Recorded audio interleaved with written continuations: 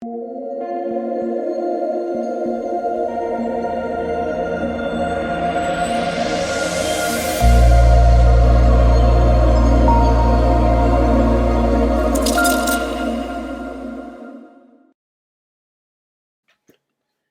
what is going on, guys? It's DK. Back at you with another video here, predicting the 4-game NBA main slate on Tuesday. Before I get into the video, if you guys are new to the channel, my name's DK. I make daily videos breaking down NBA, NFL, PGA, and esports daily fantasy sports slates. Before we get into the breakdown, I just want to say a thank you guys again for all support. Currently, right now, 4.23 thousand subscribers, and my goal is to hit 5K by the end of the month. Don't know if that's going to happen, but the easiest way to support me, since this is all free content, hit that like button, subscribe to the channel if you haven't already, and hit the notification bell, and spread the word. If you have friends that play DFS and you like the channel, you're making money, just spread the word. And also, if you cannot watch the YouTube videos, I also upload on Apple Podcasts. The link is in the description below. It's the DK DFS show. So with that out of the way, let's jump into the video. Before we get into players and the prices, again, for the 4-game slate, what we can do is we can look back my lineup here from Monday. So a couple of things I do want to mention here. So let's go over my lineup first. So went with Clarkson, Fred VanVleet, Joe Ingles, Royce O'Neal, Joel Embiid, Caris LeVert, Garrett Temple, and Kristaps Porzingis. So the Jazz guys, I was really high on them. I know a lot of people were too. Royce O'Neal, had some people tweet me about him. He was not a bad play at all. He was a really solid play. What you're getting out of Royce O'Neal was 35 minutes, as long as he stayed out of foul trouble. Unfortunately, he got in some foul trouble and had more of a floor game. Now, what he's out there for, again, he's out there for his defense. But if we get 35 minutes out of a guy at 3.5K, again, like I said, it was a price point thing with him. So he still actually didn't necessarily kill you, and he was the ultimate chalk. Also, let's not be results-oriented people, right? Donovan Mitchell, we're not going to get 55, 10, and 10 from him again. I know, I know Donovan Mitchell went off, but we're not going to see that again. So you should expect a little bit more usage for O'Neal, a little bit more for Ingles, a little bit more for Clarkson. Now, Ingles is a guy only 24% owned. I was pretty high on him, he went for almost 40. Fred VanVleet, Caris LeVert. So this is actually pretty funny. I made a tweet about, I just tweeted, please keep it close, Brooklyn, because I got a low-owned Fred VanVleet, and, LeVert was chalky, but I wanted them to play all 4 quarters, obviously. And some guy basically said, oh, man, you're so dumb for targeting that game. Everyone knew it was going to be a blowout, blah, blah, blah.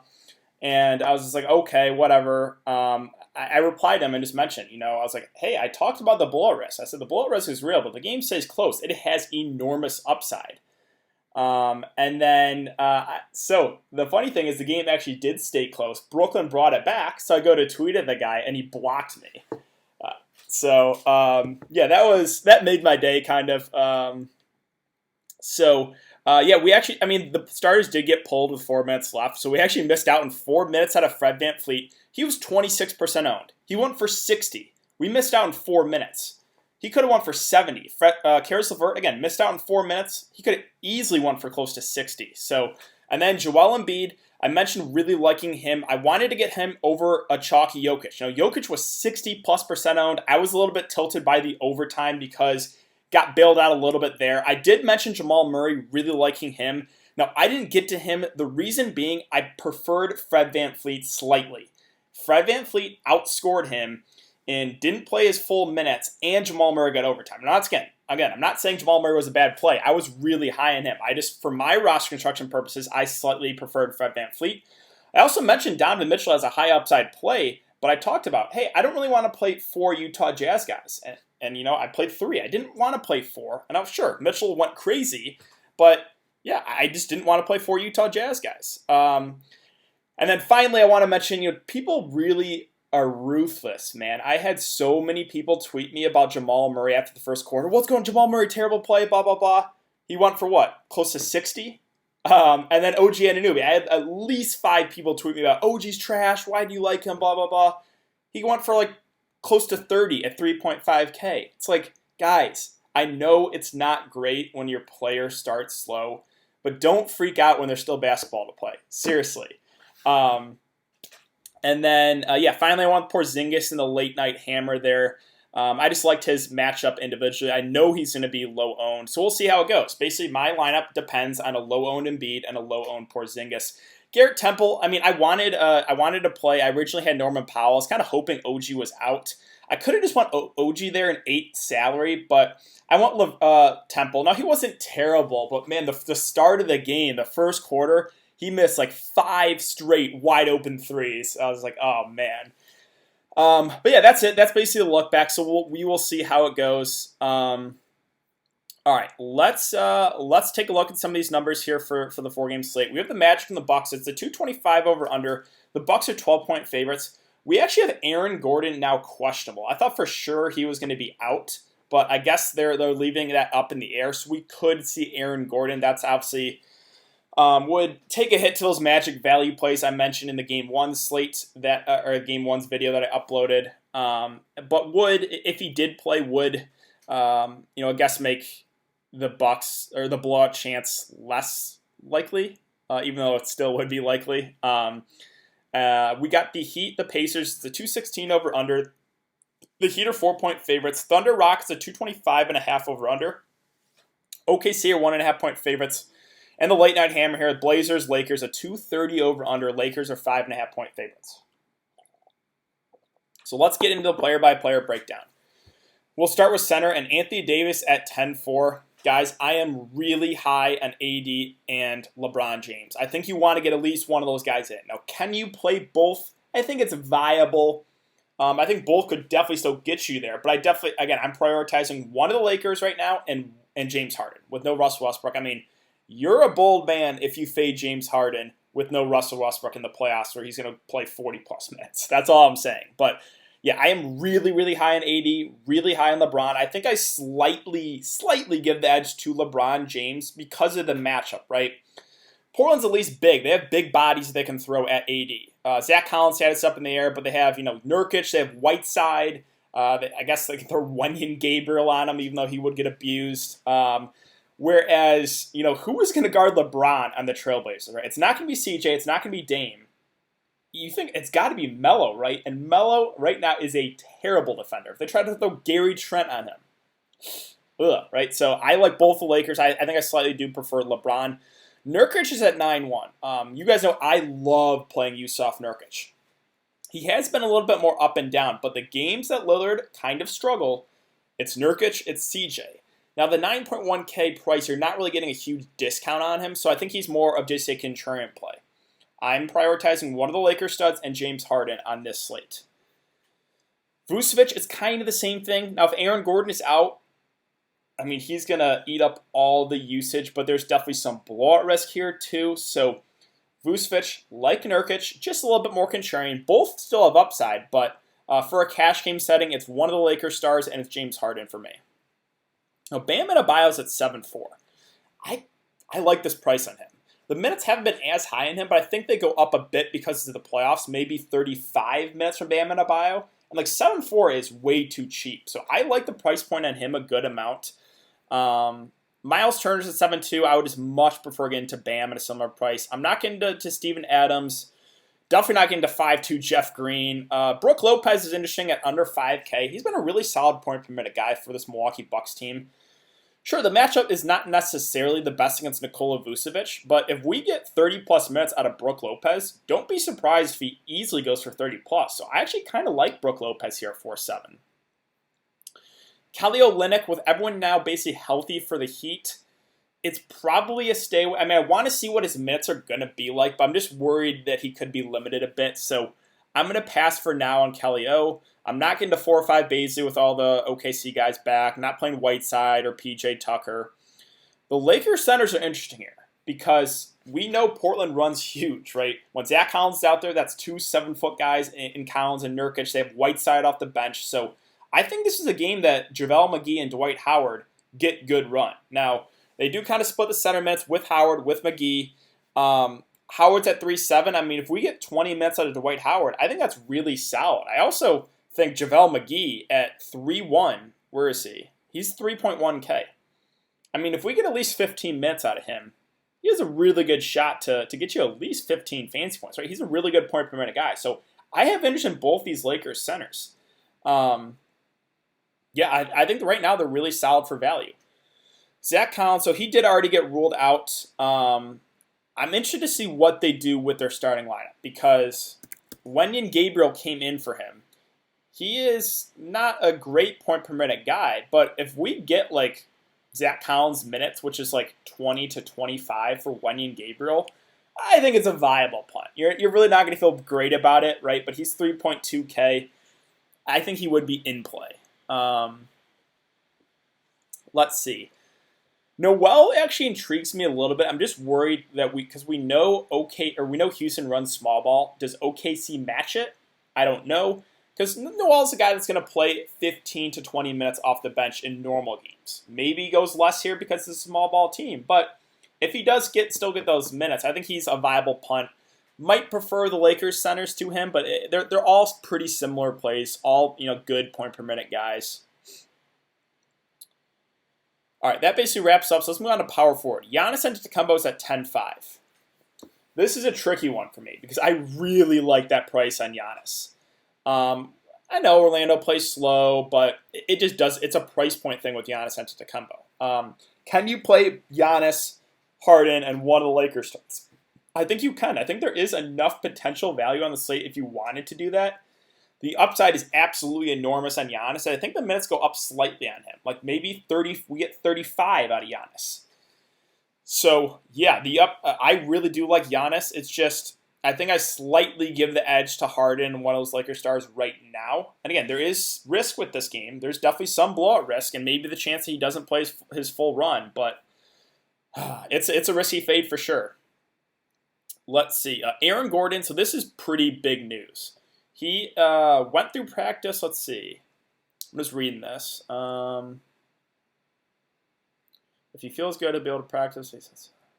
Okay, so it is a good sign that he was able to practice. Now, if he plays, that takes a hit to a lot of those Magic Valley guys, which I mentioned in my Game 1's video. So, yeah, Aaron Gordon, if he does play, he is under 7K, but I probably wouldn't get to him. He can still have upside, but just the injury rewarded me. I don't think I'd want to take a shot in this slate. TJ Warren, Jimmy Butler, they do not like each other. But do I want to pay 8K for TJ Warren in this slate? Probably not. I just like the upside more with those guys I mentioned, the guys slightly above him in his price range. Roko's at 6.5. What you're going to get out of him is the minutes. Now, he's kind of got to knock down those corner threes. He's not a guy that's going to shoot the ball a ton. But when he does, again, he's got to hit those threes. So, I think he's okay, but not my favorite play.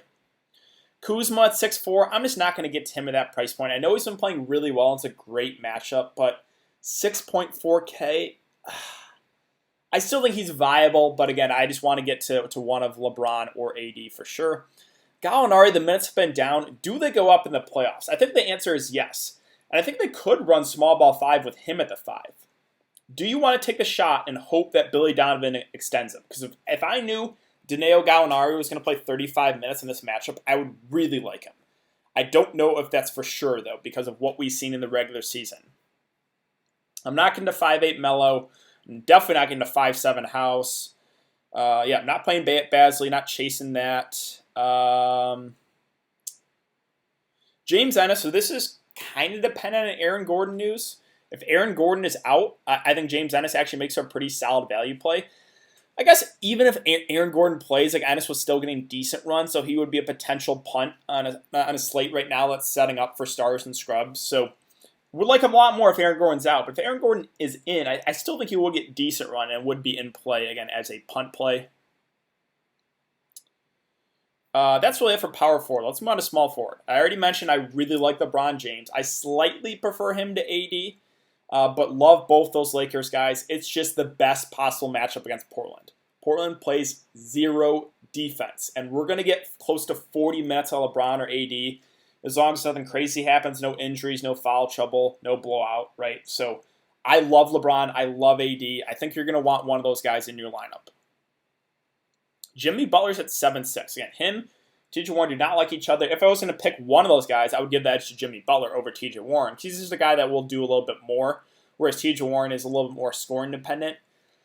Again, I think Bam and Jimmy get extended in this one. I think they get probably at least 35 minutes. they're solid plays in the mid-range. Like Jimmy and Bam are two plays I like a decent amount in the mid-range. It makes it tricky when I really like Harden and I really want those Lakers stars to get to another guy kind of in the mid-range. Middleton's at 7-3 with Bledsoe back. It's just more of a contrarian play. We have seen upside games from Chris Middleton for sure, but I'm probably not going to get to him in this one.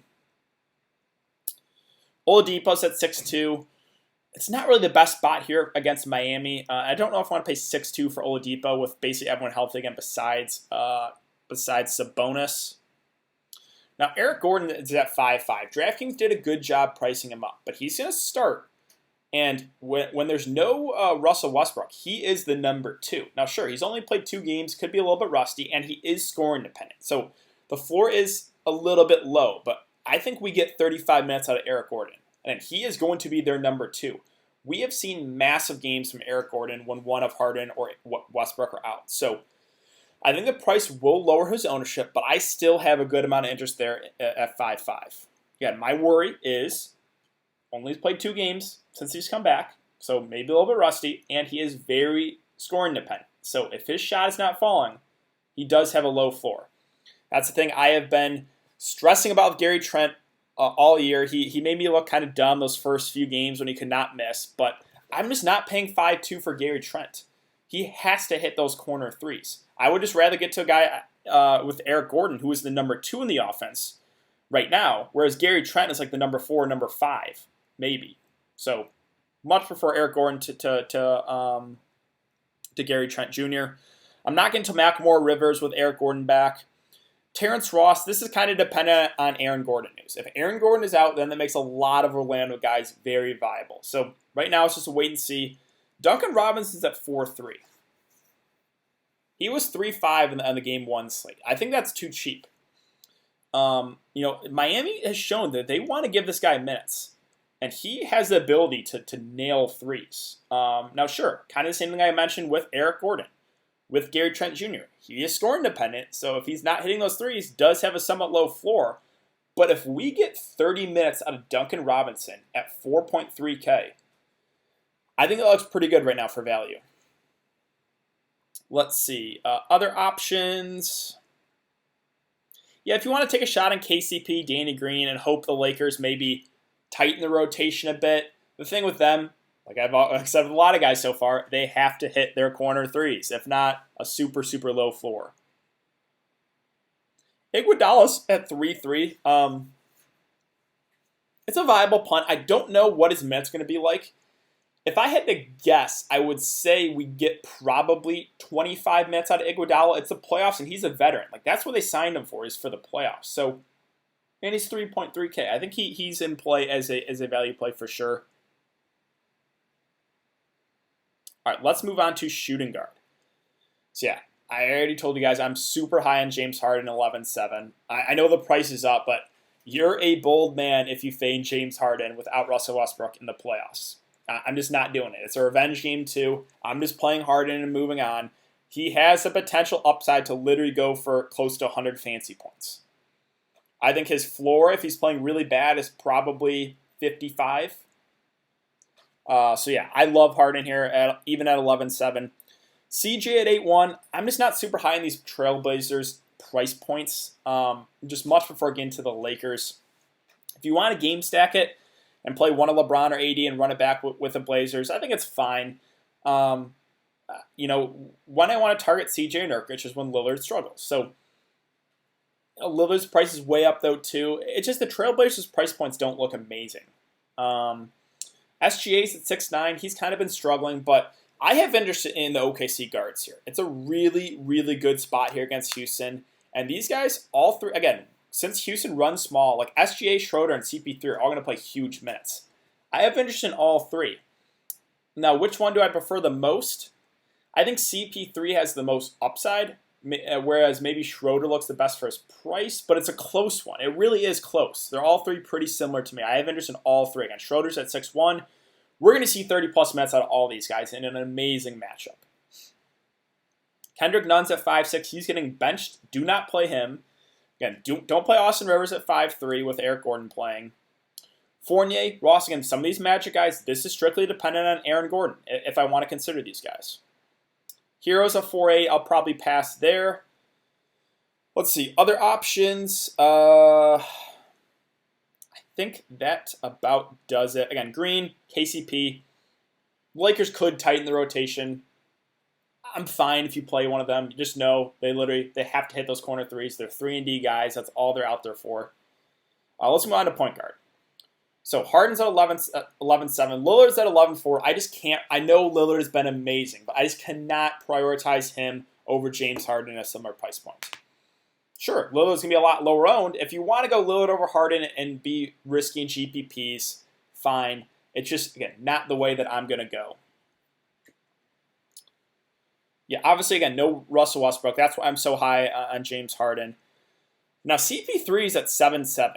I actually think that looks pretty solid. We're going to get 35-plus minutes out of Chris Paul. This is a revenge spot against Houston. I think he's going to want some revenge here. So I like Chris Paul a good amount at that price. I have interest in all three of the OKC guards. And I think CP3 probably has the most upside out of all three, though. Brogdon's at 6'8". Just the Pacers, no one looks great to me. It's a tougher spot here against the Miami Heat. Sure, probably at least one of those guys are going to get you there, but I'm not probably going to get to any of them on this one. Bledsoe's at 5'4". Now, this really intrigues me. I like the price point on him a good amount. Like, I think we get 30 minutes out of Eric Bledsoe at a 5.4K price point. He could easily go for 30-plus. Like, don't be surprised if Eric Bledsoe goes for 40 if this game stays close. So, I like Bledsoe. I think he's my favorite point per dollar play on the Bucks. I think it looks really, really good. I also love Goran Dragic. I know he's going to be popular, but he's going to start for Kendrick Nunn. Yeah, 4.4K is way too cheap. I expect probably close to 30 minutes from him, maybe slightly more. He's a really good scorer. He's a guy that will do it all, rebounds, assists. Yeah, Goran Dragic is one of my favorite, if not my favorite plays of the slate. I know he's going to be popular. I'm eating the chalk on him at 4-4. Yeah, I really, really love Dragic. And then finally, the Orlando guards, right? So Fultz is going to start, they said. I mean, if Aaron Gordon is out, I like both the guards here for the Magic. I think they could, like their closing lineup, if Aaron Gordon's out, I think it would be DJ Augustine, Fultz, Ross, Fournier, and then Vucevic. Possibly. I mean, they could throw James Ennis in there for one of those guards. But we're going to see good minutes out of these point guards. And if Aaron Gordon is out of that offense, someone has to score the ball besides Nikola Vucevic. Markelle Fultz has had flash some good upside here, and he's been scoring the ball. He's a guy that can put the ball in the bucket. So I like Fultz, and I like DJ Augustine, especially if Aaron Gordon is out. Now, if Aaron Gordon is in, I still think actually both are in play, because I think the Magic, they've been running like a 10-man rotation, 10, 11-man rotation in the regular season. I think that will tighten up. I think maybe we get to 8 to 9-man rotation, and these guards, again, get extended. Someone's going to have to help scoring the ball, so I actually do like both DJ Augustine and Markelle Fultz for value.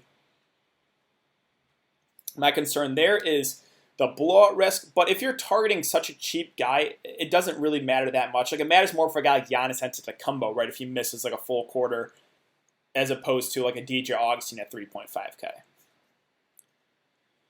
So I think that's really going to wrap it up for the video, guys. So right now, where I'm focusing on is James Harden and one of those Lakers stars. Now, there's definitely some other ways to go, and probably one of those OKC guards. Like, that's where I'm looking to right now. Obviously, things can change. Could be some more value. Again, the Aaron Gordon news is big. If he is out, there is potential for value there in the Magic. But that is why it's important to check out the live stream, guys. I'll be live streaming 30 to 40 minutes before lock on my YouTube channel, going over everything, give you guys a team-by-team breakdown, cash plays, GPP plays, and then answering any questions you guys have at the end. My core today was Jordan Clarkson, Joe Ingles, Royce O'Neal, again, foul trouble, and then Fred VanVleet, who came in like 25% owned, 60 fantasy points. So let's see if we can keep it going for tomorrow. So thanks again, guys. I hope you guys all have a good day, and I will see you all on the live stream tomorrow.